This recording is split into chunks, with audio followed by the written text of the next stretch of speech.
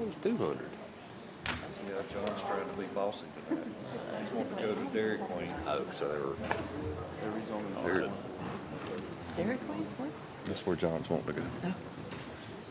I know That's those not are- the correct definition of helpful. Good evening. I'd like to welcome everyone to the April 3rd meeting of the Walton County Planning Commission. Thank you all for taking time to be with us tonight. If for any reason you wish to listen to any of the meetings, things that may be of interest to you in one of the meetings, you can always join us if you can't attend in person at Walton County Facebook Live. I'd like to also point out that all the cases tonight that are heard will be going to the Board of Commissioners on the 6th of May, and then the next Planning Commission meeting will be May the 1st. And with that, I am going to ask Tim Kemp if he will open us in prayer, and when he completes the prayer, if all of you would please join us for the pledge. Let us bow. Heavenly Father, we come to you this evening in thanksgiving and praise, thanking you, Lord, for being here one more time. Lord, guide us, lead us, and direct us in making decisions on this great county in which we live. Lord, we thank you again for your blessings and your Holy Spirit. In your holy name we pray. Amen. Amen.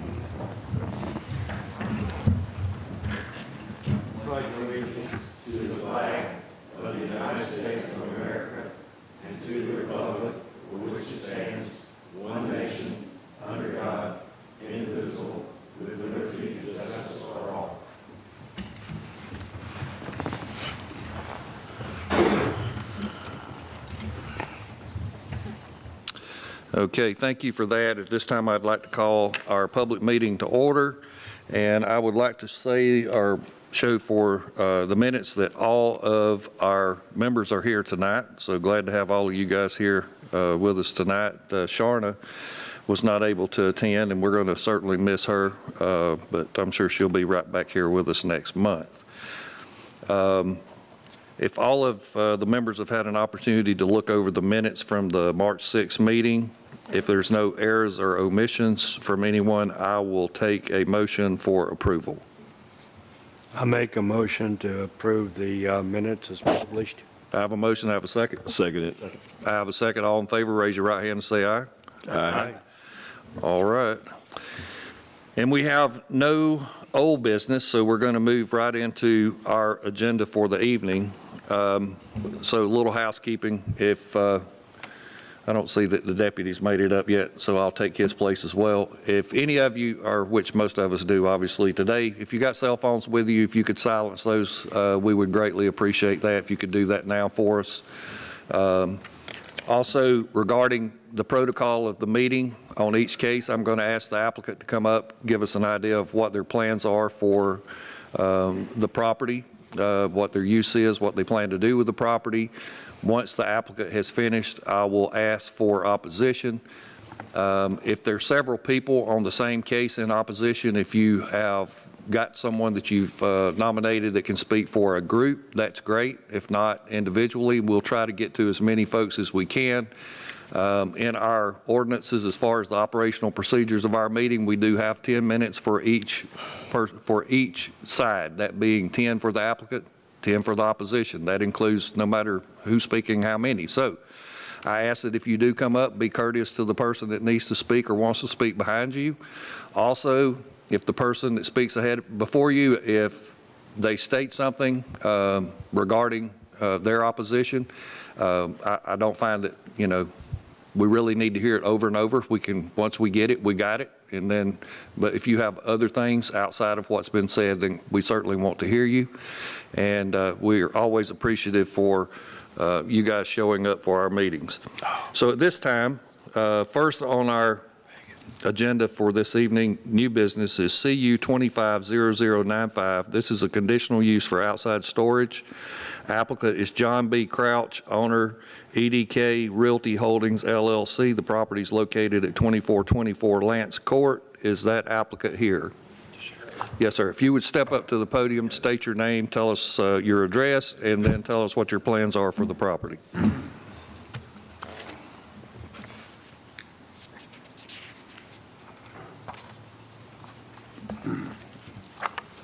Here,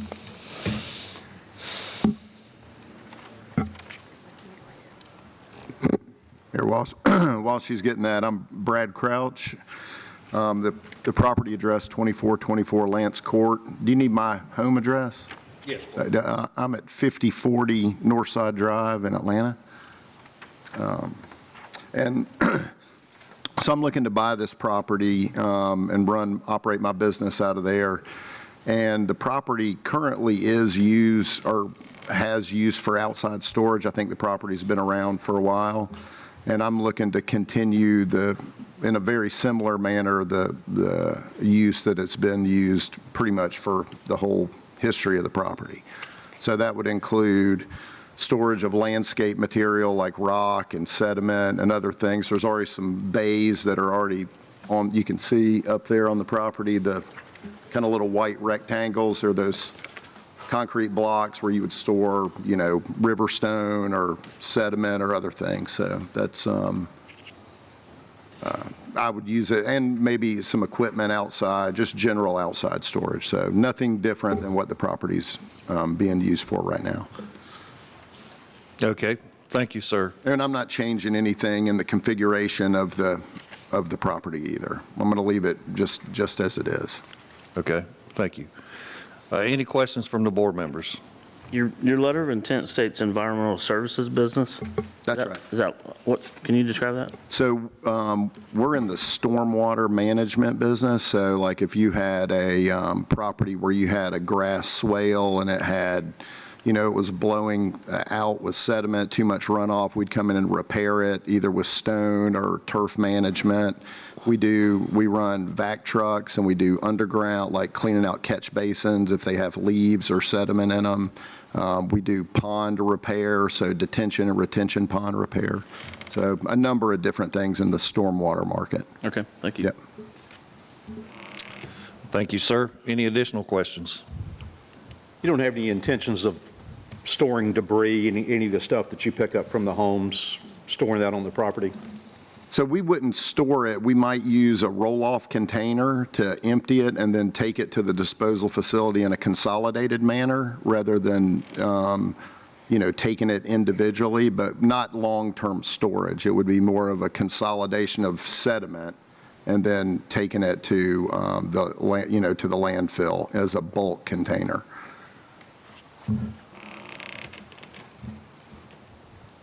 Thank you. Any additional questions? Thank you, sir. Yeah, very good. That Is there anyone here in opposition to this case? All right, no one in opposition. I will bring it back to the board for a motion. I make a motion to approve the conditional use. And I don't have any additional conditions to add to it. Thank you. So I have a motion to approve as submitted. I have a second. Second. I have a second. All in favor, raise your right hand and say aye. Aye. And again, this will go to the Board of Commissioners next month.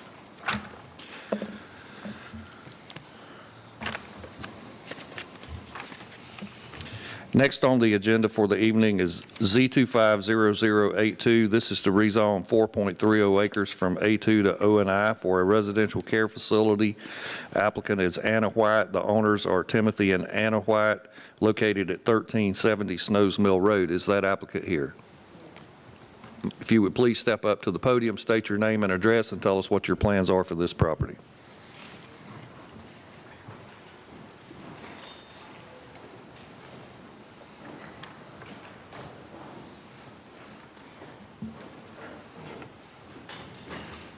Hi, my name's Anna White, and we currently have a home for girls in Snellville, Georgia. And the home is for, my address, 1370 Snows Mill Road, Okay. Monroe, Georgia. Thank you. I'm a little nervous. No, that's fine. Okay. Yeah, just tell us what your plans are for the property. So we have plans, well, currently we have a home in Snellville, and we have 6 girls there currently. We actually have been approved for 2 more.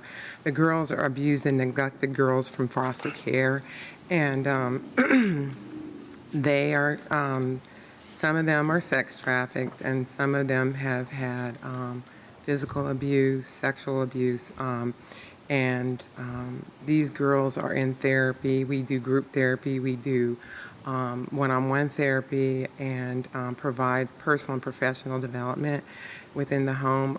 Also, as far as the abilities that we have, I have my master's in social work. I'm a licensed, I have a license in licensed clinical social worker. I also have a family and children's counseling degree as well.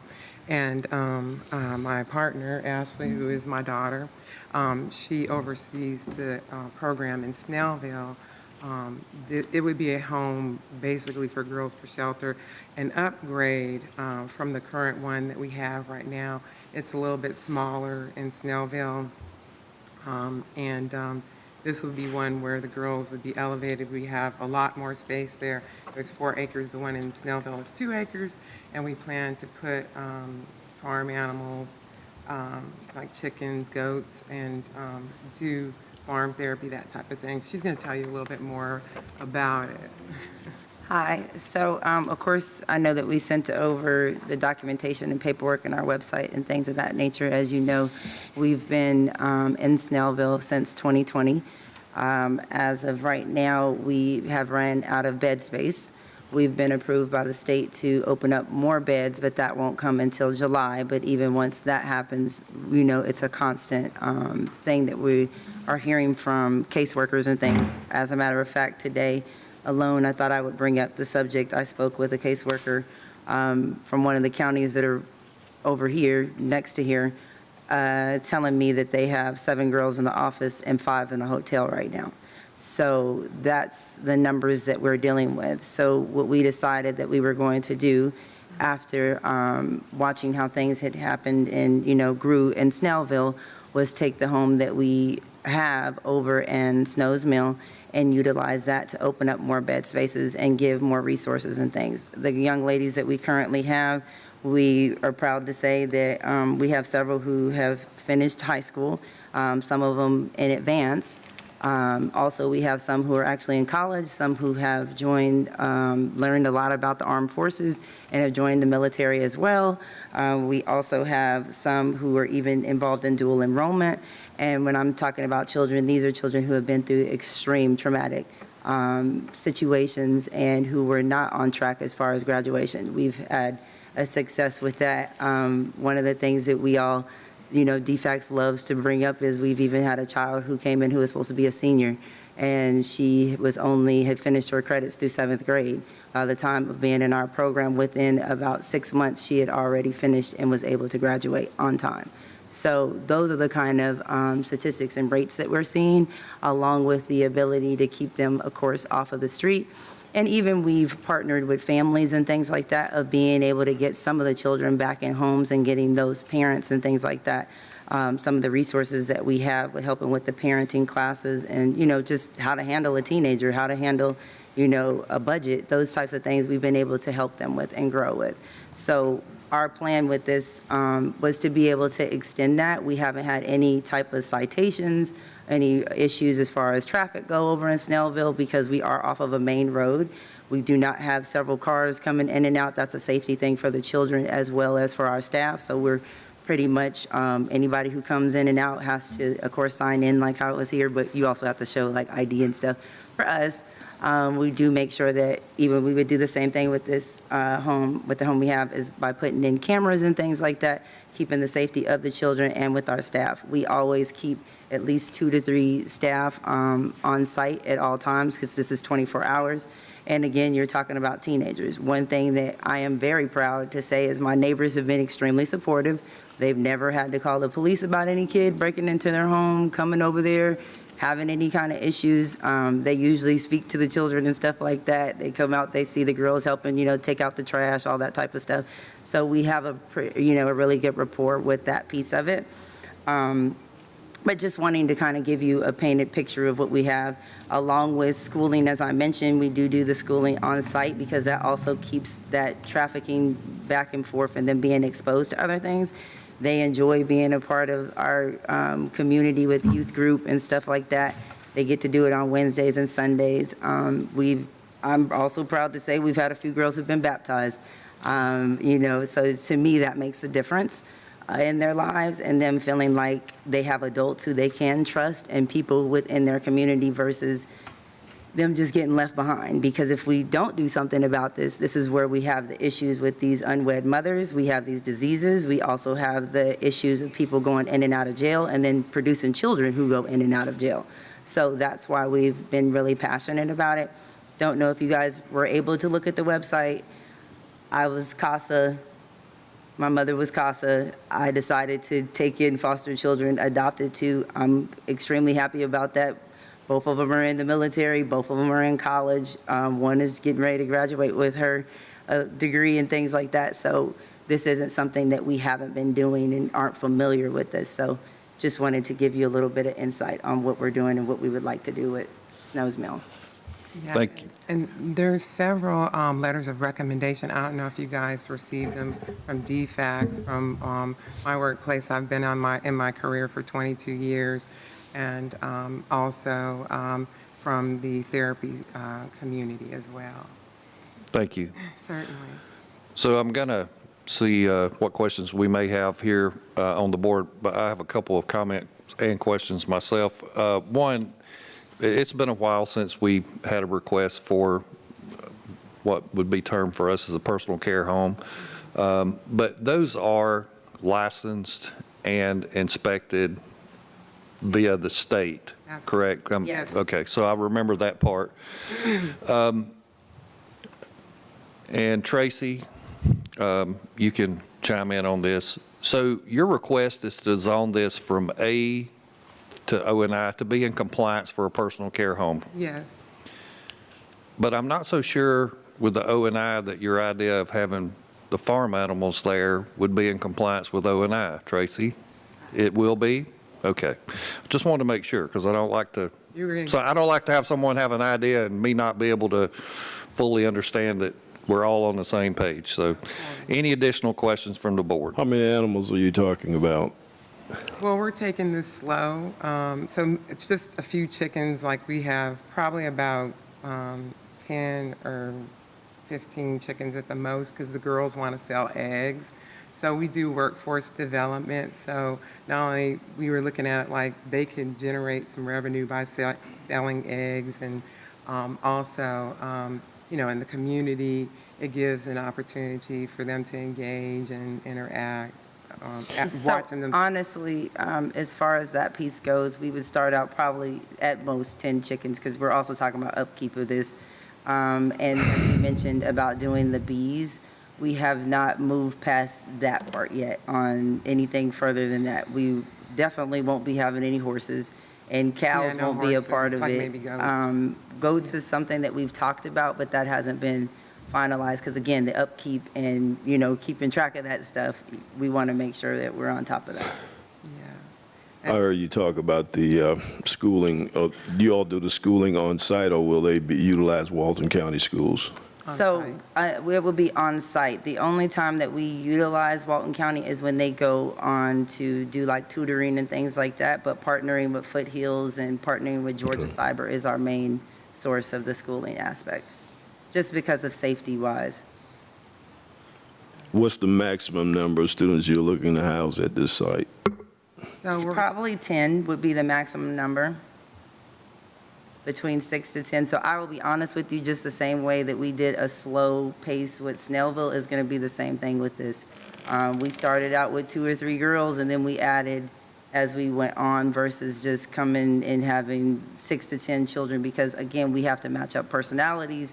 You're talking about also matching up different things that they have going on emotionally, education-wise. You want to make sure that you're kind of blocking that off so it wouldn't be several children at once. Ages, what would be the ages of these students? It would be between, well, we are able to have the ages between 12 and 18 years old. what we usually do is if we have the 12-year-olds, that we do 12 to 14.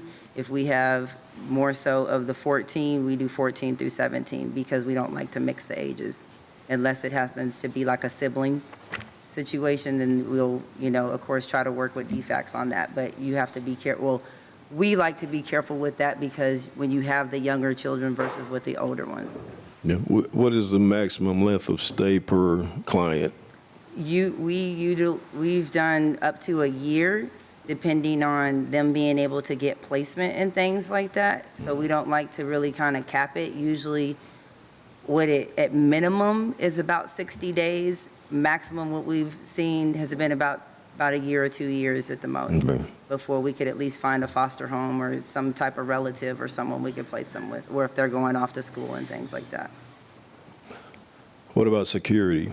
I've heard some things about the cameras, et cetera, but Cameras. what happens if there's an incident that occurs? We do utilize, we would utilize the police, of course, if we really needed to involve them, but most of our people are trained in how to de-escalate and how to be able to not get it to that point.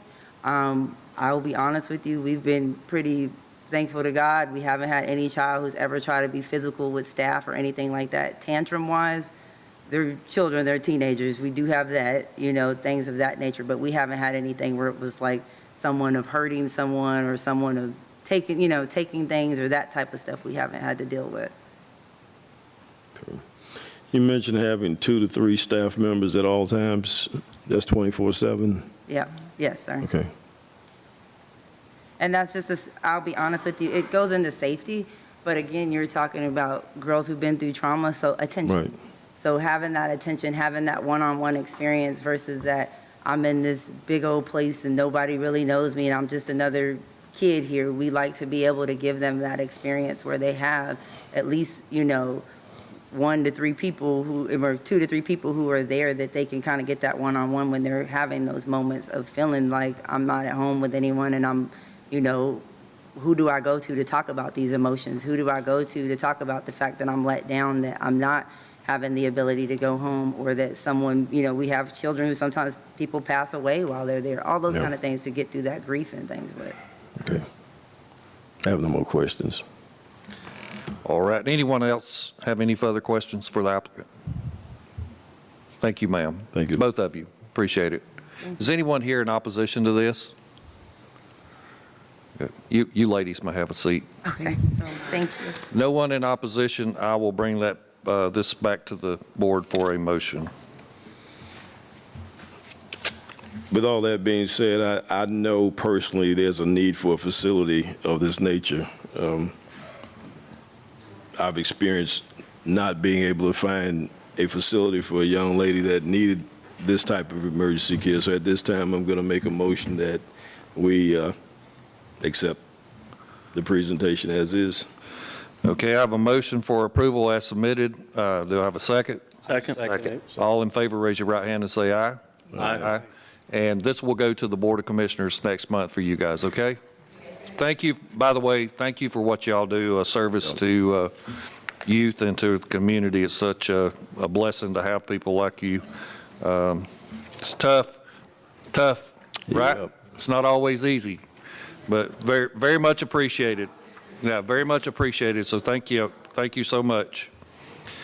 All right, next on the agenda for this evening is Z250108. This is to rezone 4.85 acres from A1 to R1 to create 4 buildable lots. The applicant is Alicia Zinner. Owner is Nathan and Alicia Zinner. The property is located at 1730 Lee Peters Road. Is the applicant present? If you would come up, ma'am, please state your name, address, and tell us what your plans are for this property.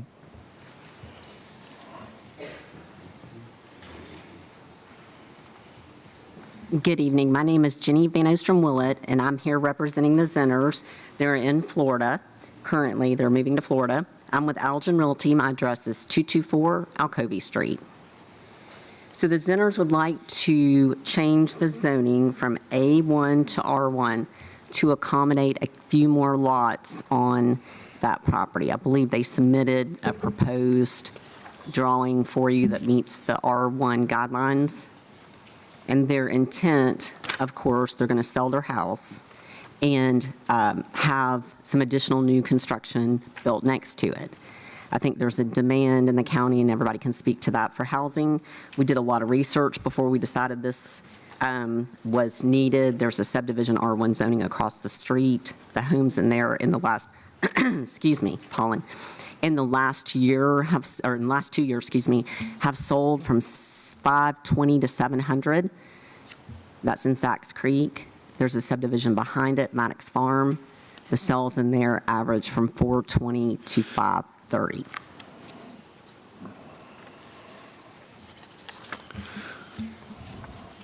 All right, thank you so very much. You're so welcome. Any questions from any of the board members? No questions, thanks. I appreciate that, Jenny. All right. Any opposition to this request? No opposition, so I will bring this back to the board for a motion. Mr. Chairman, I make a recommendation for approval as submitted to R1. All right, I have a motion for approval as submitted. Do I have a second? Second it. All in favor, raise your right hand and say aye. Aye. Thank you so much. And obviously, this will carry to the Board of Commissioners, Jenny, next month.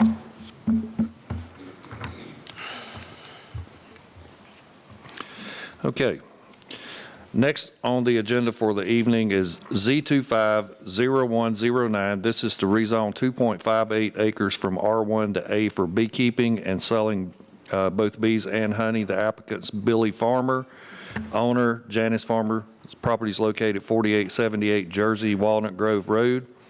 And the applicant has positioned himself at the podium. Sir, if you will please state your name and tell us what your plans are for the property. Yeah, my name is Billy Farmer, and I have been keeping bees this is going on my 6th year. I don't know if the law's going to get me on that or not, but anyhow, I'm also involved a lot into education.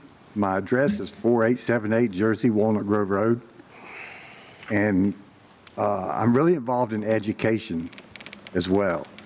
I raise my own queens. I raise my own bees, and I also like to mentor beginner beekeepers. So I operate a bee club out of Walton County Bee Club Association, and every month we meet at 7 p.m. at the First Baptist Church in Loganville, and I teach something about bees every month. So what I would like to do is not only raise bees, make honey, which who doesn't like honey, right? Okay, so I'm sorry. So anyway, I'd like to produce honey and sell my honey, sell my bees, and continue teaching. And also on top of that, I also would like to mentor beginner beekeepers. So I would have people come to my apiary and learn beekeeping, especially the beginners. Because, you know, beekeeping is one of the most biggest things that we need to focus on, because as we sit here today, we would not exist without pollinators, right?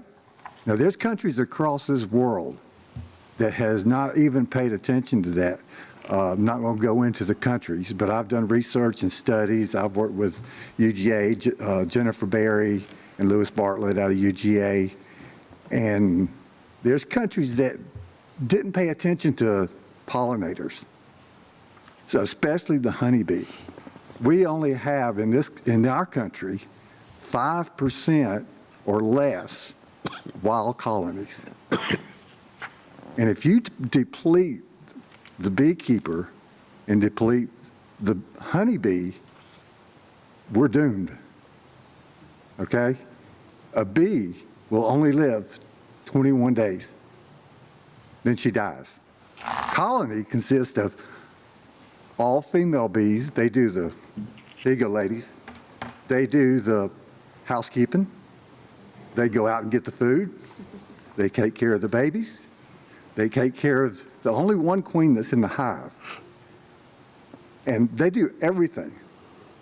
The boy bees don't do anything. They don't even have a stinger to protect the hive, right? So if we don't really pay attention, we're going to be in really big trouble.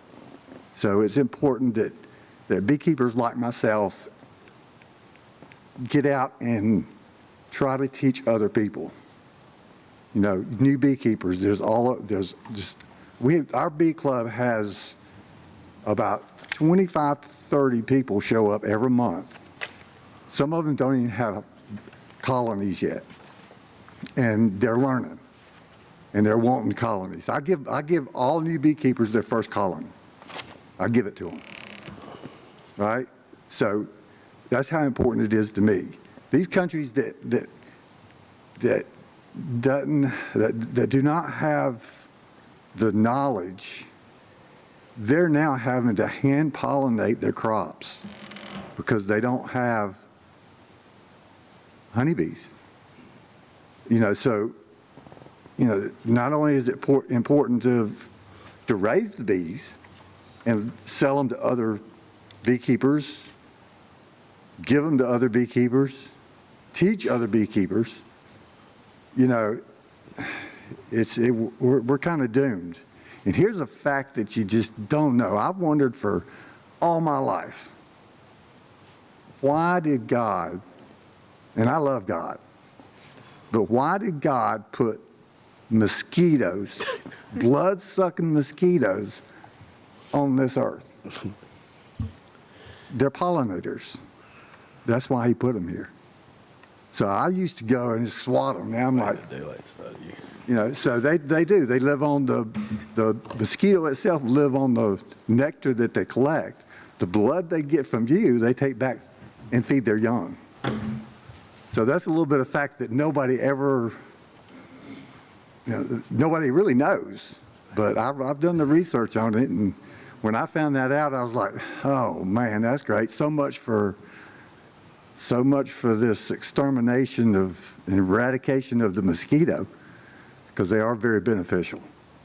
All right, so, you know, there's so much involved in beekeeping.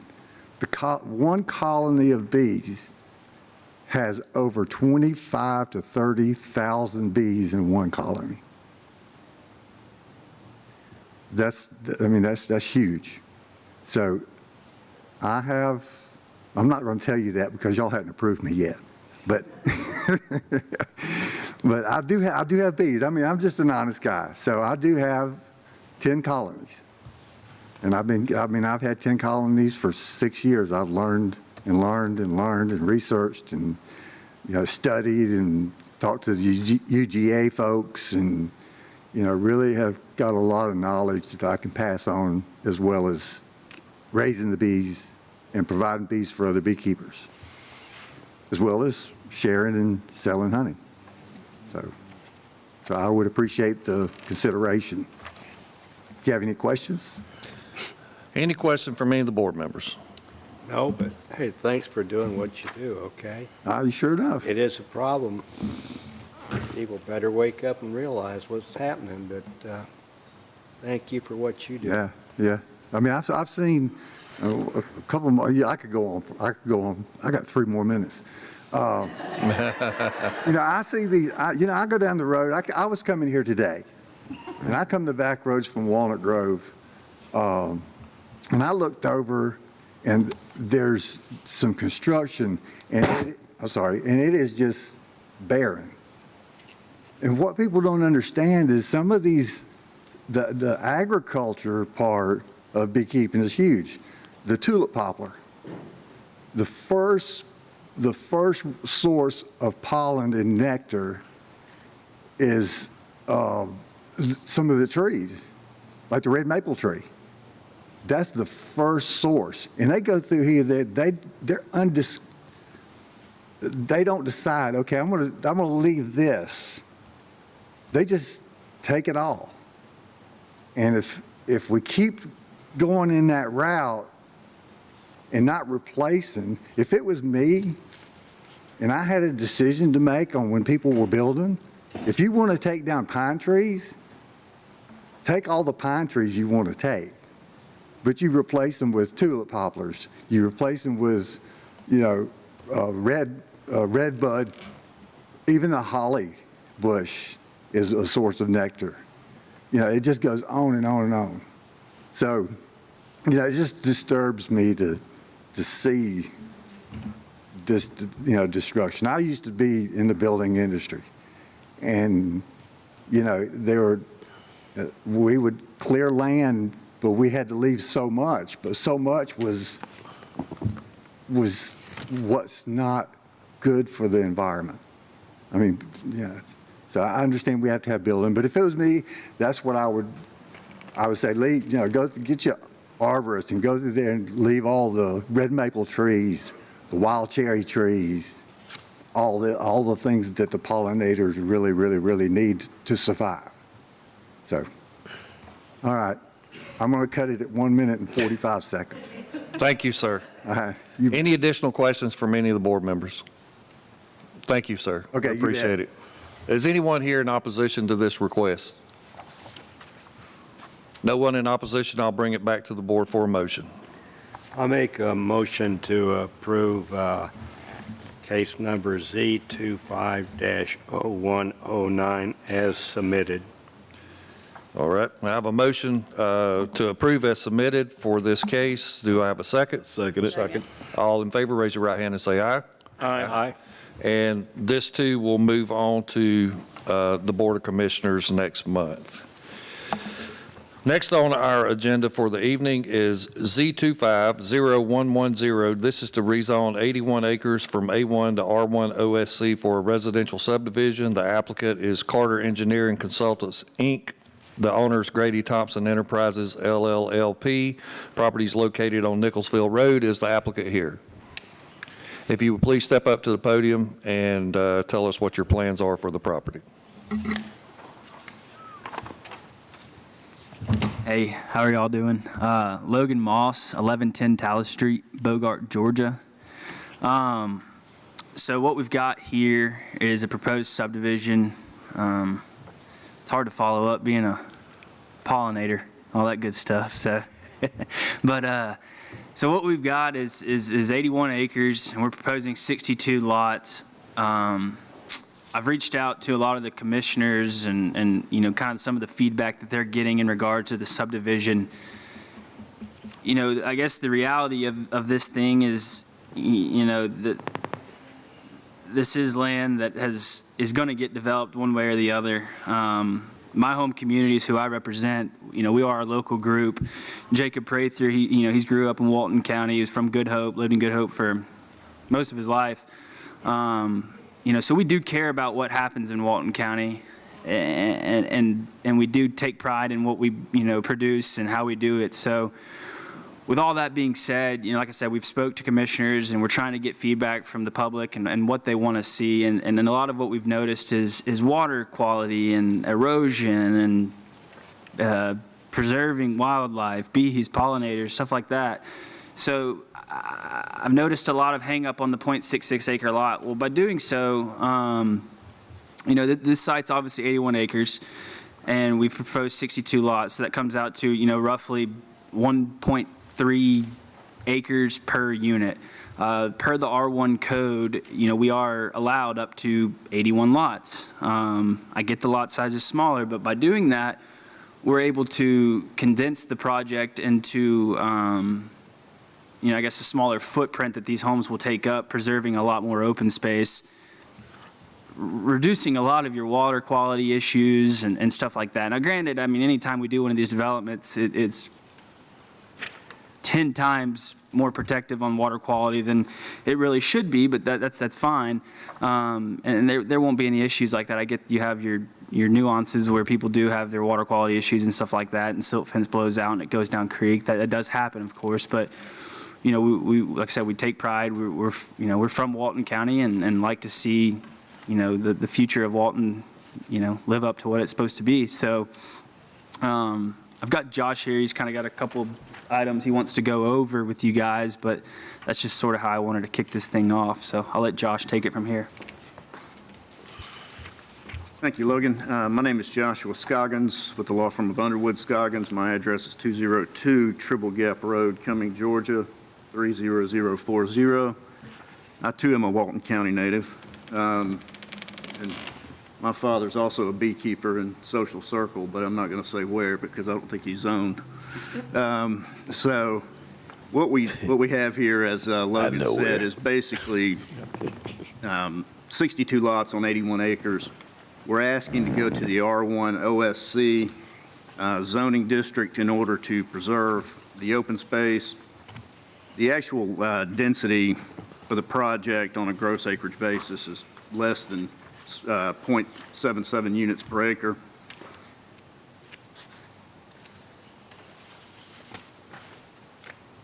It is designated in the suburban character area on the county's comprehensive plan, and that's important because that is the category for which most major residential development is supposed to occur in the county. R1 is one of the encouraged zoning districts within that suburban character area, so this doesn't actually require a land use amendment. It only requires a rezoning. To Logan's point about preserving open space and reducing what I call the impact footprint of the project, only 57% of this entire site is being touched. We've got 26 acres of open space, and only 45.9 acres of that will be disturbed.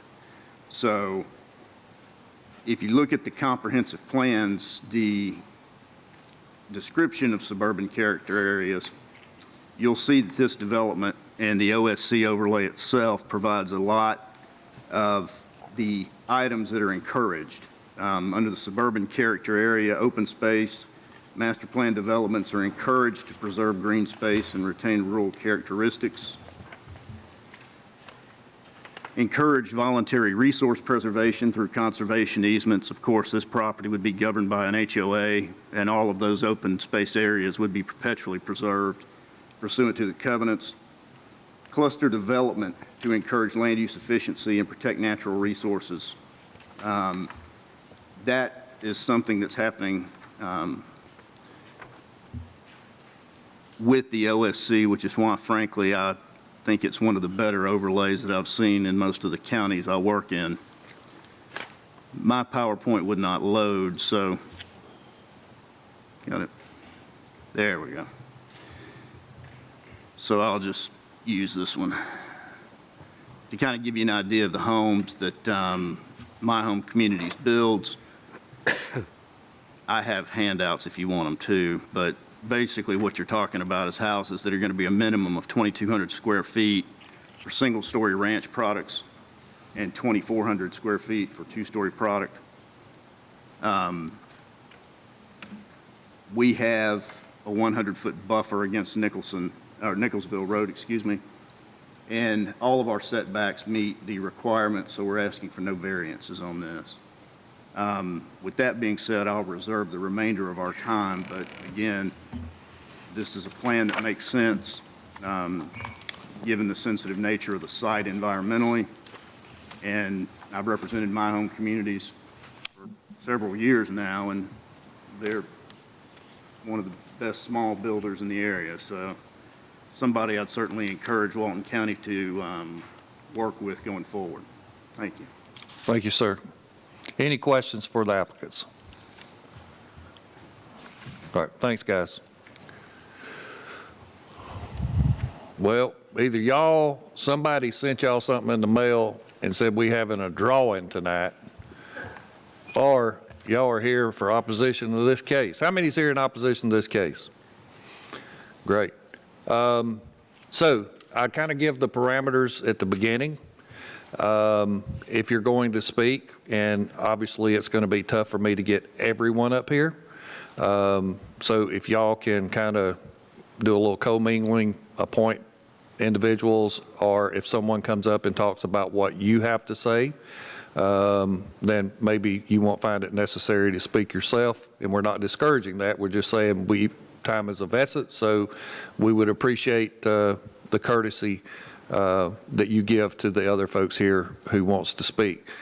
So kind of first and foremost, and I'm like super familiar with this property. Adjoining landowners. Do I have an adjoining landowner here? Are y'all together? One of y'all want to speak?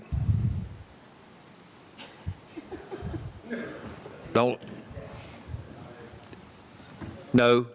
Okay. Okay. Adjoining landowner? Relative? Okay. Either of you, the gentleman say, are you a relative of the landowner? This, I'm surprised, I'm saying this will probably be Mr. Saylor, is that correct? To the left? No? Okay. Anyone here that Mr. Saylor to represent his family? Okay. I'm gonna let you come up, sir. Come state your, yes, sir. Come state your name, unless you want to put it off on the guy beside you. Okay, all right. Just come up to the podium and please state your name and your address.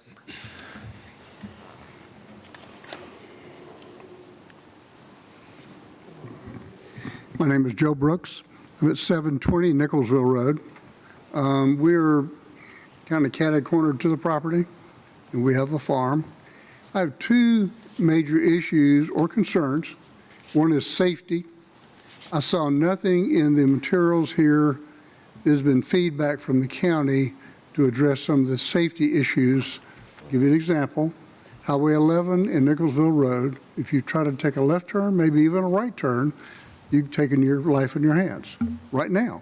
If you add additional traffic to that, it's going to get considerably worse. So we need to do something about that. Also, on the other end of that road, going on to Bowl Springs Road, coming in there, you got the same problem. So I don't know if this state has something called impact fees that you can charge the developer to put in those safety measures, like maybe even a speed hump or traffic signals or cautions or whatever you need to do to improve that. But I think safety is a major issue here. I want to emphasize it. I didn't see anything in there about the character of the community. The developer did not say anything about the size of the houses. They didn't say anything about the price range estimates of the houses. So I went to one of their existing developments. To be truthful with you, that's not going to fit on the lot. So they can put the pretty picture if you want to, but that ain't going to fit on a .67 lot. There's 15 setbacks and 40 setbacks. So they're going to chop something off of that. They're going to come up with a lot smaller house with $300,000 to $400,000 pricing. I do want to state that for the record, in public comment, the applicant has stated 2,200 square feet ranch, 2,400 square foot, two-story. That has been stated for the record. So that is the minimum. That was not any of the record. Well, it doesn't need what's said in this public format. It's stated for the record. So okay, he's in now. All right. On record. Okay. Okay. It didn't say anything about perimeter fencing. About what? Perimeter fencing, because there are large lakes there, and there are large lakes on adjacent properties, so that could be a liability. Are you one of the landowners on either side? They are. I understand that, but I'm asking you. You said you're across the street, correct? Across the street. Okay. Yep. All right. So I didn't see anything in there. I didn't see anything on that the property owner should recluse themselves from any voting on this. And I think that would be appropriate in the next meeting. David Thompson is one of the owners of this. We always recuse ourselves if we have anything to do with any of the Didn't see applications. anything about that. Yep. What I would recommend is that they come back with a 2-acre lot or a 1-acre lot and try to go to R1, and I think you'll get a lot better development. And if you don't know what it looks like, come down Bowl Springs Road through Gwinnett County and look what they've done to that. It's shoulder to shoulder building of the houses and shoulder to shoulder developments. That's my 3 minutes. Thank you, sir. Thank you, sir. Let me make one comment before anyone else comes up. So we obviously, I'm telling you, every meeting, every month, I've been surprised that we haven't had it tonight, but just fortunate. Traffic, when it comes to safety issues concerning traffic, I want to address that so that hopefully we don't hear that over and over. We have absolutely no control. We get a report from Walton County DOT. This goes through the department heads, and we're given notes on it in our agendas. And so we look at the information they have. As far as site plan development, that'll go through the code office for site plan development as to what's needed there in cooperation with Walton County DOT, being that that is a county thoroughfare. As far as any intersections with any state highways, and I'm just being honest, good luck. I've dealt with this forever and ever, so if you can get anything out of state DOT, good luck. But it's something we have no bearing on anything to do with traffic. So that being said, that's kind of off the docket for us. Our concern is only with the use of the property, and we kind of want to stick there. So did you want to speak too? Do you need to speak as well?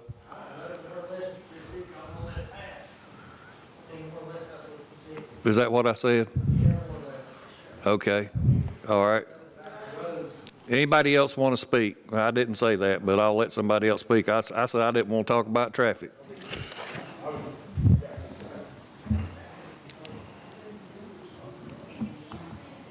Ladies and gentlemen, we shouldn't be talking out publicly at a meeting. I'll say it for you, Mr. Hinton. Thank you. I appreciate it. All right. Robert. Go ahead, sir. Robert Summers at 1424 Charleston Avenue in the Charleston Heights neighborhood there on Bowl Springs. We're about a half mile from where this is going to go, and there's nothing we can do about development. The county's growing and growing in a responsible way. But I would have talked a lot about consistency with a lot of this stuff getting approved, and I think the density of this thing needs to be less. And I think recent things that have been approved on Double Springs Road and on Bowl Springs Road, if we could take a look at those and take a look at what they're proposing and get somewhere in the middle with the density of the thing, it would kind of bring the lot sizes up, which would help out with the traffic that we don't deal. That's not your concern. It'll also give us a better looking project.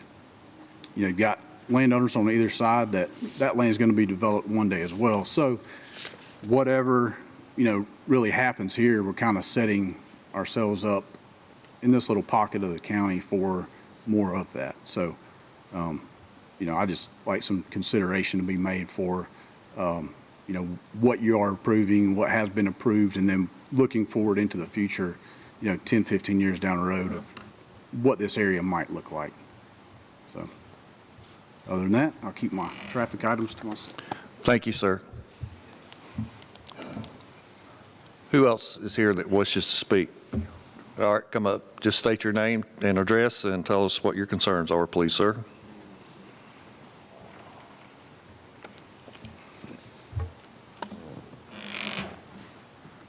My name is Matt Forthover. That's my wife, Michelle Forthover, and our neighbor, Brittany Perry. My wife and I live at 2869 Fannie Thompson Road, Northwest in Monroe, Georgia. For those of y'all who don't know where that's at, it's right off Nicholsville Road. So, I agree with the gentleman that was just up here. At the end of the day, you can't stop progress. But, we all say, and this has no bearing on this meeting technically, but you go, well, why did you pick where you live? Why did you move where you moved to? Well, it's a rural area, the way I saw it, a little bit larger lots, people are more spread out, I don't have an HOA, I don't want an HOA, but that's their business, who buys a house and they're to have an HOA. But at the end of the day, nobody can default man or woman or family from selling their land and developing their land and making money, because after all, that's really what this is all about. It's about making money. I mean, we can get up here and paint a pretty picture about how it's going to be perfectly developed and all this, but when it comes down to it, I mean, it also comes down to the potential for everybody's taxes to go up even more, which me personally, I've never understood that.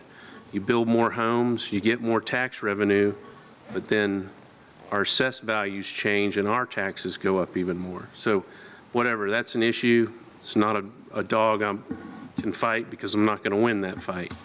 But the one thing that really does concern me, and I know you said you have no control, or you all have no control over this, and I think really that's a shame, is not having any control over what we can do about making those intersections safer. I mean, if we're going to have progress, and I've seen this, I've lived in Jackson County, I've lived in Barrow County, I've lived in Hall County, and I've done that in 13 years here. And so my first question would be, do we even have a traffic count? Yes, sir, I'm sorry. I thought you were going to, am I okay on time? Yeah, no, John. Yeah, John just said- this project is going to require coordination with the Georgia Department of Transportation, okay? Yeah. We have no idea what they might do, but they could recommend improvements to State Route 11 and Nicholson Road. We don't know what the state will do, but it has to be coordinated with the state. Right, and that's Georgia the Department of that's the problem. You know, the problem is like, at know. what point does the coordination occur? Does that occur after this has been approved, and then they go, well, this is all we can do? Or does that have to be? They still have to get approved by Georgia Department of Transportation before they proceed, okay? Okay, so when that begins to take place, is there a way for us to know about that? Is there a meeting, a public meeting about that? Is there You can someone check we can with talk to? Georgia Department of Transportation. Yeah. Sometimes it's easy to talk to them, sometimes it's not so easy. Right. Okay? And again, I don't have a traffic counter on the road, so what I'm saying right now is, doesn't hold any weight to any of this really, other than it's a personal observation. So without the data, but I can tell you, I've only lived in Walton County for 2 years, at 2869 Fannie Thompson Road. And in the beginning, in the morning times, I could sit out on my porch when I had a late day to work, and I might see 3 cars in 45 minutes go down Fannie Thompson Road. I sit out on the porch now, and it's shoo, shoo, shoo. So I know the traffic's increasing. A lot of it has to do with some of the stuff on Bold Springs Road, plus the school. Everybody cuts through Fannie Thompson. It's a nice road to cut through on. But at the end of the day, when you add 60 more homes here, we're looking at a huge problem at those intersections. And they're, like the first gentleman said, and I know y'all don't want to keep hearing about it, but it's already dangerous. I mean, perfect example. And we all drive every day. I pull up to that red light and I'm going straight to John Stowe Road, I believe it is. The person across the way does not have their blinker on. So you assume that they're going to go straight. So we're going to go opposite of each other straight. They don't have their blinker on. And so it's their turn to go, and you're kind of like, so you go, well, that person's actually turning left. And I've seen it 100 times. It's like, hey, put your blinker on, you know? It's the craziest thing. But anyways, I just wanted to make that point. If there's any way that when the time comes for that we could be involved, or at least get an understanding of what they're going to do and have that discussion somehow to make it a better flow for traffic. I think 60 houses out there is way too many, in my opinion, with the infrastructure that's there. Yeah, you're bringing up an area we do not control. We have no say-so over it. So does anybody else have anything they want to discuss with us? There's no sense going over the traffic time and time again. No, I agree with you, but there's no sense in approving something if we are not going to understand that Well, we have a staff we have that, an infrastructure that can be in place to support it. That's really what the problem is. we have a staff that researches all of this and sends it out to the different agencies and they get feedback, and those departments take care of their responsibilities. It's not as though we're not trying to look out for the best interests of this community. I've been here a long time, and growth is inevitable. It's going to happen. And, you know, we try to look out for what's best for these communities that we live in here. I get it. I understand what you're saying. I've seen the change that has taken place. You should see my road. There's a cut through.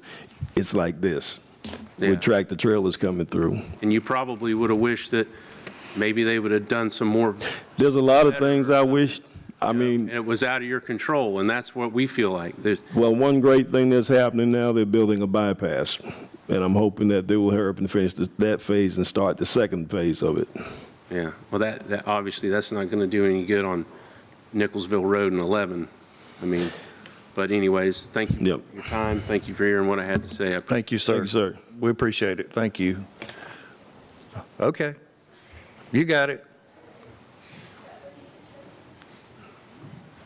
No, I'll be lenient with a little more than 36 seconds, Thank you. as long as it isn't 36 hours or 36 minutes. Okay. Well, hello, Planning Commission. My name is Kayla Stone. I live off of 564 James Powers Road, Monroe, Georgia, just about 2 miles from Nicholsville. And so I know a common theme here has been traffic.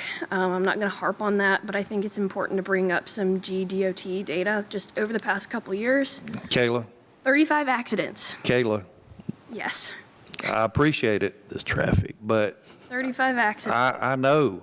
Look, I go through that road every Sunday morning on my way to church. Yeah. And I've been going to the Campton Restaurant for over 30 years that I've lived in Walton County.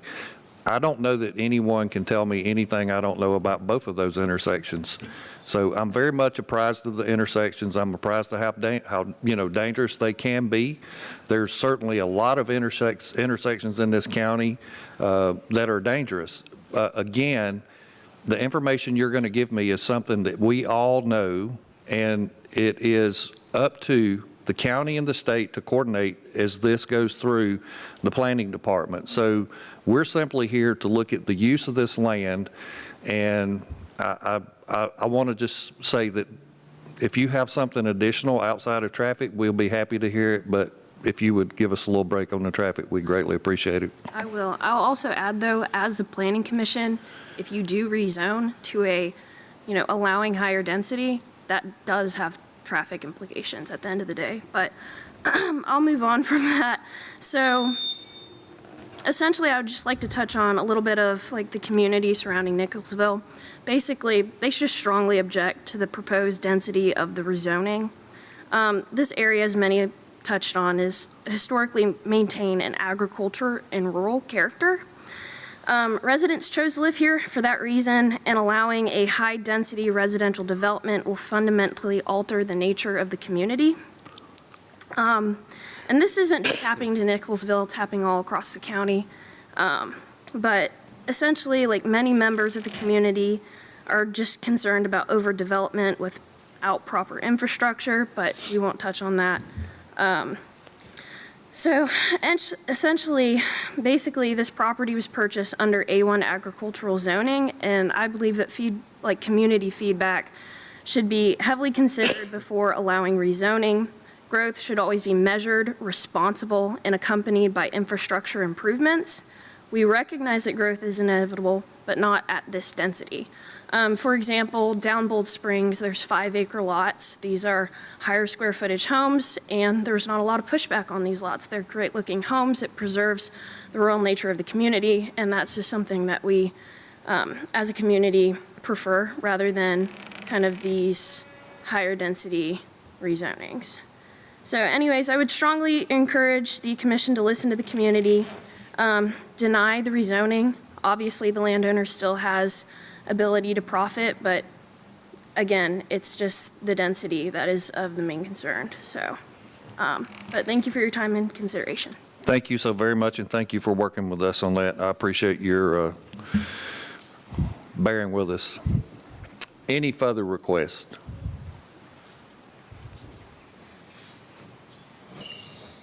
Do I have anyone else who wants to speak on this?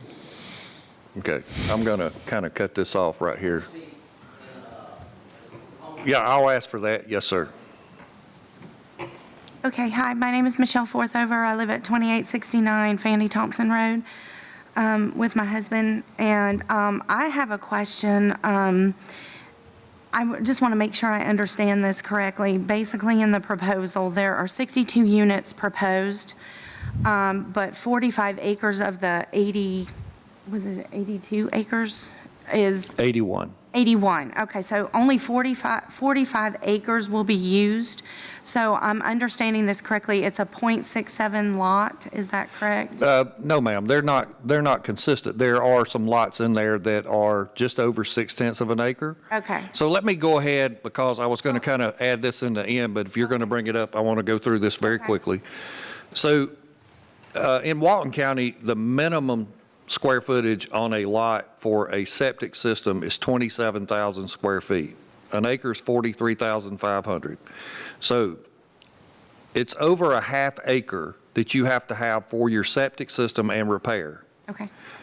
That means the house cannot go in that area, so you have to put the house outside of that septic and repair area. So you have to have absolutely perfect soil conditions by today's standards guarded by the EPA in order to get a 6/10 of an acre lot.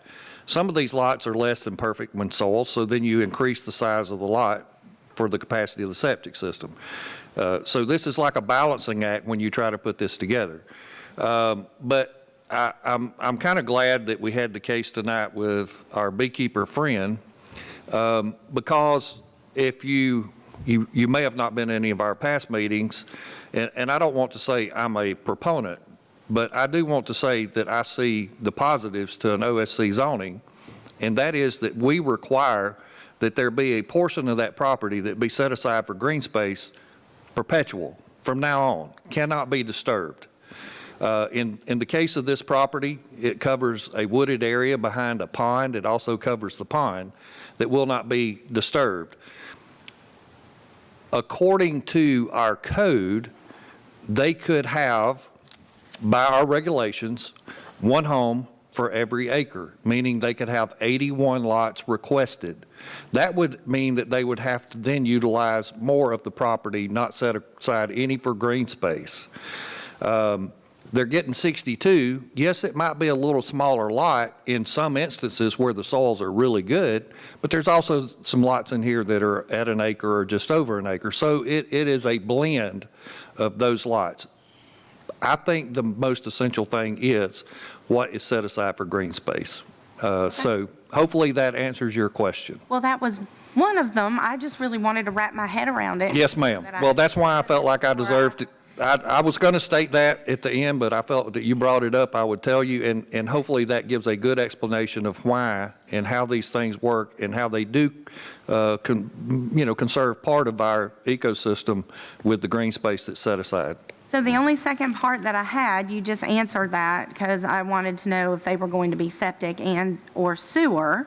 So that answers that. So what is the water source for all of these? Will this be county? It'll be public water. There's Okay. public water on Nicholsville Road, and we do not have a sewer system in Walton County. So we only have, we can only Okay. Well, I develop on apologize. septic. I've only been here 2 years, so. Yes, ma'am. I have no idea. No, ma'am. If you don't ask questions, you don't get answers, right? Yeah, that's right. Yes, ma'am. That was the only other thing was I wanted to know, like, if the water table was going to be tapped into and, a well provision problem. No, ma'am. For anything. So- That road is serviceable by Walton County Water Authority. Okay. And the only other thing is just maybe go bigger. Yeah, I understand. I got you. Yes, ma'am. Okay. So with that, I'm going to end the time of opposition at this time. Is anyone here to speak on behalf of the applicant? Yes, sir. Please step up to the mic, give us your name, and tell us what you'd like to add for our consideration. Thank you, Mr. Chairman, board members, for having us. My name's Billy Mitchell. I live at 869 John Deere Road, Monroe. I'm representing Grady Thompson Enterprises in this transaction. Grady Thompson Enterprises consists of 7 members. It's the 3 children and the 4 grandchildren of Grady and Elna Thompson. Grady Thompson purchased this land in 1958, over 65 years. We have 3 of the family members here with us tonight. He purchased it and he farmed it, row crop, corn, soybeans, had 2 chicken houses on it. I've rolled hay on it myself a number of years. But as we all know, the highest and best use now is not farming. It's development. People want to move here because of our location. Now, I heard a lot of talk about, the density. Why are you making them more dense?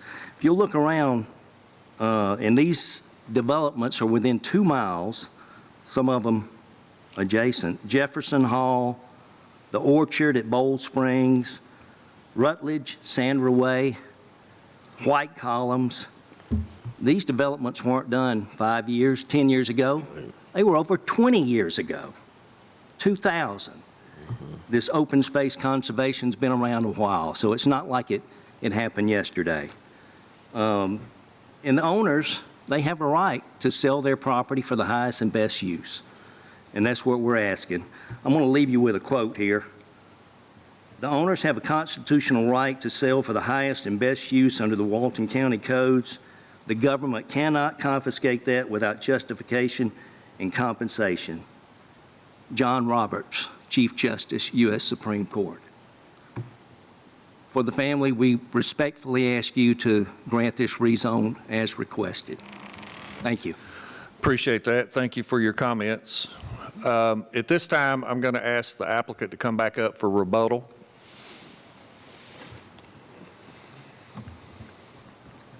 Thank you, Mr. Chairman. I won't touch on the traffic issue, but to clarify just what you all said, when this gets to the development permit phase, GDOT, I spend a lot of time suing DOT, and they tend to not show up to court, much less zoning hearings. But once this gets to the development phase, DOT will be weighing in on it, as will the Walton County Department of Transportation. One of the comments made by Mr. Brooks in the beginning was that we couldn't fit houses that look like that on these lots with the setbacks that are required. I live on a .60 acre lot with a house that's bigger than that, a detached garage in the back, and a swimming pool, and I have bigger setbacks and buffers than are required under this conservation subdivision zoning. So I can assure you, there is no problem with a 100-foot wide lot minimum to build any of these homes on that size lot. As far as the density goes, density is a relative term. I represent builders and developers all over the state, from Rabun County all the way to Savannah, and Walton County does not have the problem, I can assure you, of becoming some high-density mecca. Nothing in your ordinances is going to give rise to another Gwinnett, another Fulton, another Cobb. It's simply not the way it works. 0.6 acre lots, frankly, in a conservation subdivision is very large. In Forsyth County, where they try to pride themselves on 1 unit an acre, those lots are 9,000 square feet. What you do have here, though, with the conservation is the ability to not have to go in and nuke the entire property like you would if you go in and develop 1 acre lots, 2 acre lots. You're still going to have to grade to balance cut and fill across the site. And by concentrating the development, we're taking away a lot of the problems that people are concerned about. So with respect to all of that, I agree with the last speaker, Mr. Mitchell. We do have to have our septic systems obviously perk tested. As you said, these lots are going to vary in size depending on the soils. That too has been analyzed and will be determined at the development stage. But again, this is not what I would, having grown up here, this is not what I would call high density. I was in Savannah a few weeks ago, and they were demanding that 30 units an acre was not dense enough because of their affordable housing crisis. You guys have done it right, and I see that you continue to do it right. My family lives here. I grew up here and graduated from Social Circle High School. So even though I live in Cumming now, I always come down here and it's home. And I've seen what's been developed, and I can tell you that it's just as good, if not better, than anywhere else I've seen in the state. So with that, I appreciate your time. Thank you. I guess Josh pretty much summed up everything, but as far as the size of the houses go and price range, for these lots and kind of how Josh mentioned, we've got a 100 wide lot. That's a 15-foot side setback on each side. That's a 70 wide lot. As he said, it's ample room to, build a 4,000 square foot house. It's plenty of room. Yes, the minimum of the county is a 2,200, 2,400 square foot, 2,200 being single, 24 being two. Obviously, we're not going to copy and paste a 2,200 square foot product across this entire thing. Like that plan in specific, I think it's 3,000 square foot. So that's just the minimum. There may be a few of those out there, but these are $500,000 houses. So, we got to build a $500,000 house. And that's deemed that way because of land costs and all that good stuff. So I believe that's everything, so I appreciate it. Okay, so I want you to stay up for just a moment, please. You represent the company, Prather is the builder? Correct, yeah, My Home Communities. But Prather's not here? He is not. I manage all of his acquisition and marketing as well? Pretty much everything, yeah. Okay, all right. Well, and I'm somewhat familiar, and from a bit of a distance, being a little bit of knowledge. So I've got a couple things that, and I don't know if if the representative either want to make comments on this. And also, as I go through this, I want to address some of the things that were brought up by the opposition. And the reason for that is, I do this from the other side in various other counties. And a lot of times, and I'll be quite honest, most of the time, I don't get any kind of reply back as to a thought process. I just get a stamp and I'm out the door. And then I really don't know what that person was thinking. And so the lady who asked the question about the density and then the explanation of the conservation overlay, I certainly appreciate that because that was something I wanted to bring up. To go back with the traffic real quick, I had a project many years ago that fronted onto a state highway, and I used the corner property and the adjacent owner as an assemblage. And this was in Gwinnett. The owner who was part of the assemblage, who did not own the corner, but owned just above there, had been writing state DOT for years about the fatalities at that intersection with no results, most often no replies. And it was a 4-lane state highway. And when we went before them for our zoning request, they mandated that my buyer light that intersection, pay to have the intersection lighted. Is that right for the families of those people who lost their lives, just to wait till someone else comes along to do something that they should have done to start with? I think we could all probably say no, but I mean, it's just reality. I've seen it happen numerous times. So that's why I want to stress that this is totally out of our control, period, out of our control. We're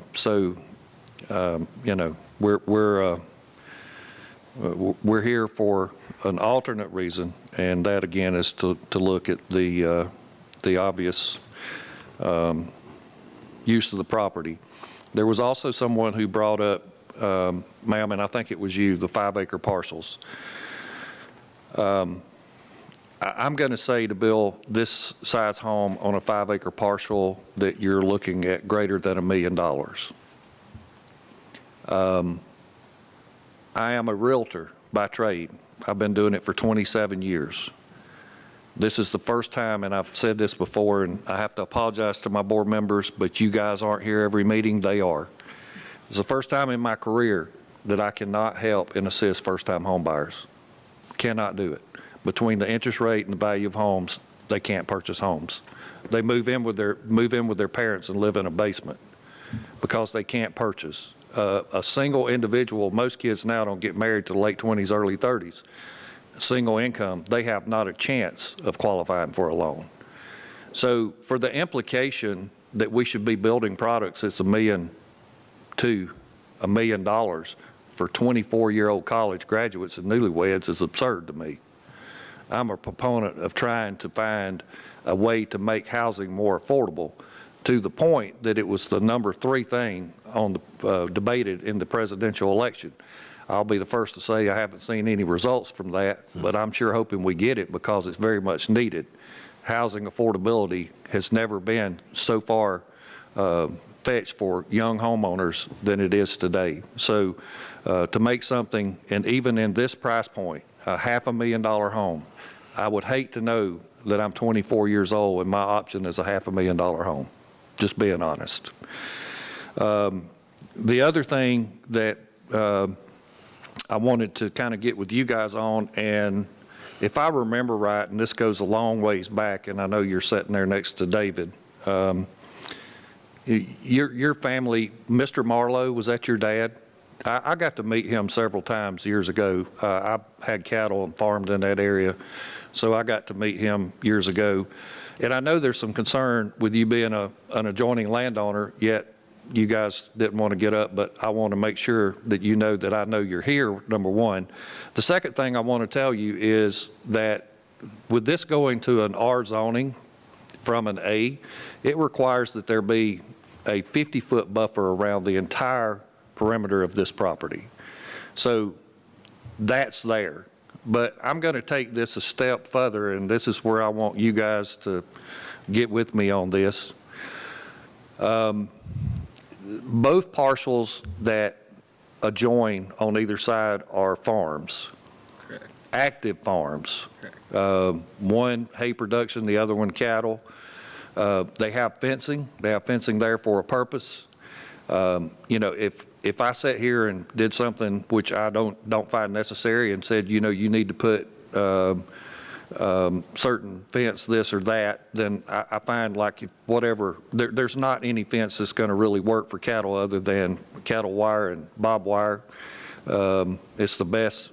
You don't want to go out there and put up a board fence. I mean, they're going to tear it all to pieces. So, yeah, I think probably what's there is adequate, and it's within the 50-foot buffer around the entirety. You do have the sections up front. The one lot, as you come in on the right, obviously you have the protection there in the perimeter down the Marlowe property, as well as Mr. Saylor's property. So there's a 50-foot buffer there too. What I would ask of the developer and the builder is that as site work moves forward, any site work that would move forward on this property, once the pins are set on these lots, once the perimeter pins are set, if there's a discrepancy in where that fence is, because we all know, Billy Mitchell, you know how fences went years ago. You've been selling land forever. If there's a discrepancy and an encroachment, that it be corrected, but it be corrected at the developer's expense to put that fence back where it should be. It's funny you said that.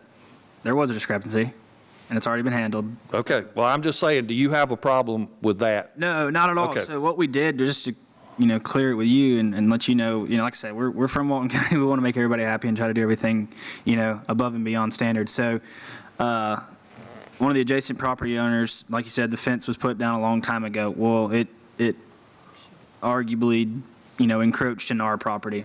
Mr. Thompson was generous enough to take that property line and shift it over however many feet to make sure that fence is now part of their property and will never be touched. So we're aware of all that. And Okay, so basically what I'm going to have is it's going to say that any encroachments that are discovered, I don't want this left to someone buys a house from you and then they get ready to do something on their lot to find that encroachment's there. It's too late. So I want you guys, as you do your site work, if there's an encroachment of a fence by a neighbor, that the encroachment be resolved at the expense of the developer to get the fence placed back where it should be properly. yeah, and you're more than welcome to add that in there. We've already entered in agreements with both adjacent property owners that we Okay. fix that. So. All right. Hang on just a minute. Okay, well, so here's what's going to happen. Sometimes I hate to speak and act like I know what he's going to do, but I kind of think I know a little bit of what he's going to do. There's going to be an entity that's going to be funding this project. Is that fair to say? A bank, more than likely. Okay, that's an entity, isn't it? Yeah. Okay. There's going to be someone funding this project. The person funding this project is going to have that developer do a boundary survey based off of the legal description, meets and bounds, to get all the property lines established. They have to do it and they have to pay for it. That is correct. It's part of what he's going to have to submit to the code office for development. Okay, so let me move on.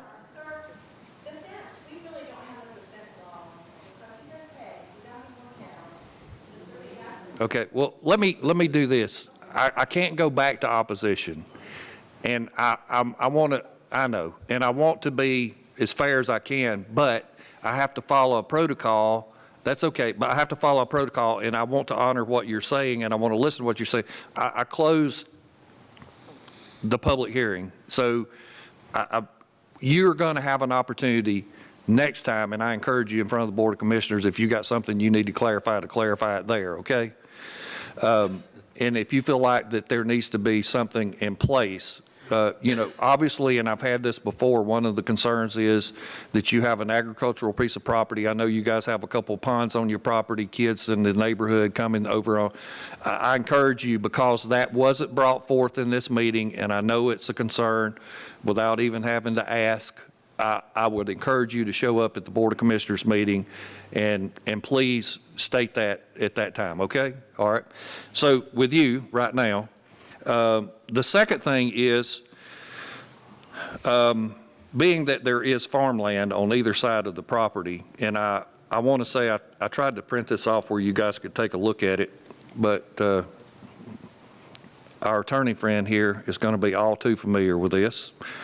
So as part of the Georgia Association of Realtors, who guides every licensed real estate agent in the state of Georgia, as part of our disclosure when we sell properties, paragraph 14 of our property disclosure statement is agricultural disclosure.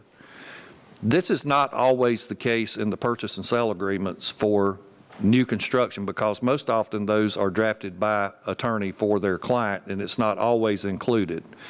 So I'm going to ask that on the final plat, for the final plat approval, that there be an agricultural disclosure just stating simply that the property lies within an area where agricultural practices are present. But in your purchase agreements, and I'm not saying it's got to be verbatim, but it's in the GAR form, sir, and you can find it very easily. I'm sure you can get access to that. Is that true? Mr. Attorney? Yes, sir. See there? I knew what he could do. Let me tell you what this says, okay? I want to read it for y'all because I want this to be part of any purchase agreement to someone purchasing a home in that neighborhood. It's the policy, and again, remember this comes from the state, so it won't be word for word, this first portion. It's the policy of this state and of this community to conserve, protect, and encourage the development and improvement of farm and forest land for the production of food, fiber, and other products, also for its natural and environmental value. This notice is to inform a prospective buyer, property owners, or other persons or entities leasing or acquiring an interest in real property, that the property in which they are about to acquire an interest lies within, partially within, or adjacent to an area zoned, used, or identified for farm forest activities, and that farm and that forest activities occur in the area. Such farm and forest activities may include intensive operations that cause discomfort and inconvenience that involve, but are not limited to, noises, odors, fumes, dust, smoke, insects, operations of machinery during any 24-hour period, storage and disposal of manure, and the application of spraying and otherwise other chemicals, fertilizers, soil amendments, herbicides, pesticides. One or more of these inconveniences may occur as the result of farm and forest activities which are in conformance with the existing laws and regulations, accepted customs and standards. So I'm just asking that every purchase agreement, being that you're going to have farms on each side of you, would have within that purchase agreement a agricultural disclosure that is very similar to what's in paragraph 14 of the seller's property disclosure in the GAR forms. Do you have a problem with that? Not at all. I mean, no one moving to Walton County expects any. I understand, but hey, better stated than not, correct? Yeah. It protects the people who have properties next door to you. And lastly, the frontage of this property, if you're standing in the street and you're looking at this property to the right, from the fence to the adjoining neighbor's property line, I feel like probably pretty close to the county right-of-way, there's a row of large trees that are currently there. Okay. Okay, from the gate to the right. Uh-huh. From the gate to the left, there's nothing. Mm-hmm. And from the road, because of the expansive amount of road frontage on this project, I would like to request, if you will agree with me, that you put up some type across that frontage, that you would put up some type of fencing, decorative fencing with a blend of trees and shrubs across the frontage of the property from wherever your entrance may be, except for that area where those trees. Now, if those trees fall into a right-of-way and have to be taken down, then the fence would extend also across that portion with replanting of other trees and shrubs, and an entry sign for the neighborhood. Do you have a problem with that? No, that's expected. Okay, very much expected. I just want to make sure, because it's not in here, I want it clarified. So with that, I'll open up the applicant for any questions from any other board member. I'm good unless y'all have any questions. Does any of the board members have a question? Thank you, sir. I don't.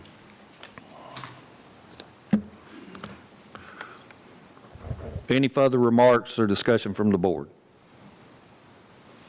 So we're addressing the frontage, also the agriculture disclosure to notify the existing or potential buyers that this is an agricultural area. That's correct. Right. That's the purpose of it, yes. And I would say, as Tim mentioned, the young ladies at the commissioners' meeting, I would definitely get up, and if you have any concerns, voice those, anything that you're concerned about with your property next door. I'm assuming your properties are the ones with ponds. Yeah, I would definitely get up and speak. Yep. Yep, okay. Yeah, you can address it in that manner. And it, that's nothing that we haven't heard or seen before, so it's something we certainly would potentially expect. So, or protection of adjoining landowner rights as well. So with that, if there's no further discussion, is there any further discussion? Except for Wesley's ready to go eat. I just know you. So I'm going to make a motion for approval as submitted with the following conditions. One, the things that we agreed upon, the frontage of the property along the right-of-way of Nicholsville Road for decorative fencing trees and shrub blended in front of that fencing. And if you have to take out those existing trees, I'm hoping you don't. I hope they're above the right-of-way, but if you do, that you'll extend it even there. And also signage, an entryway signage for the neighborhood. So that would be one stipulation. The second one would be that if there's any encroachments after the survey is completed, discovery of any encroachments, that those will be settled with the adjoining landowner to replace any fencing as needed at the developer's expense with the type of fencing that's there, which is normally barbed wire fencing. They're going to want that for their cattle. And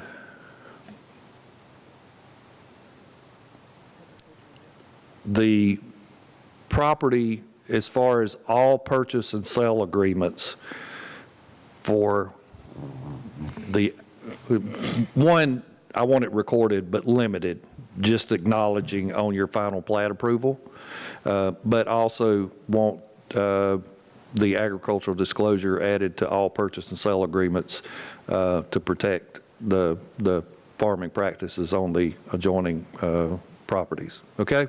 So with my motion for approval, those three conditions I have submitted. Do I have a second? A second. Do I have anyone opposed? All in favor say aye. Raise your right hand. Aye. This will carry to the Board of Commissioners next month, okay? Next on our agenda, very quickly, we have an amendment for stormwater management, OA 25-0126. Who's going to present that? You got it?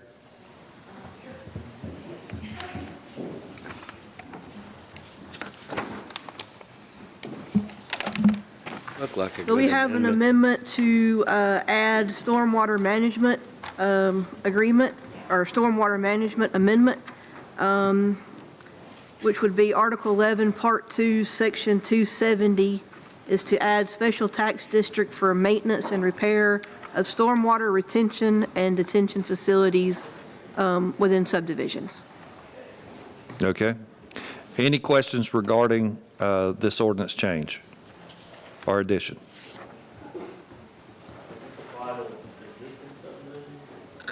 I believe it would be any, for after, if this is approved, anything going forward. That's usually the case. Any additional questions? So this is just adding a facility to that area? Yes, it would be similar to the streetlight districts within subdivisions where property taxes are collected on property tax and assessments. And then it would be done similar to that within subdivisions on their property tax. Do we know how much the taxes will be, additional taxes? At this time, no, not sure of an amount. So the HOAs will not be responsible for their stormwater management? They would be responsible in lieu of if they did not do their maintenance, then the county would have funding to go on. So they're still responsible for the maintenance? And they have to pay tax?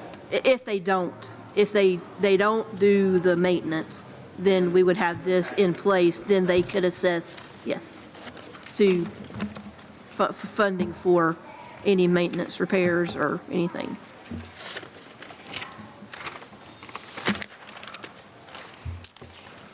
Any additional questions? All right, I will take a motion regarding this ordinance. I make a motion to approve this ordinance in Walton County, Georgia, of OA 25-0126 as presented to us. Do I have a motion? Do I have a second? Second. All in favor, raise your right hand, say aye. Aye. Anyone opposed? Nope. So we are good. Nobody left but a deputy for public comment. Sir, you got anything to shed light on this tonight? Nope. So we're good. So no public comment. With that, I will take a motion for adjournment. So moved. Second. Second. All in favor, raise your right hand, say aye. Aye. Thanks, everybody.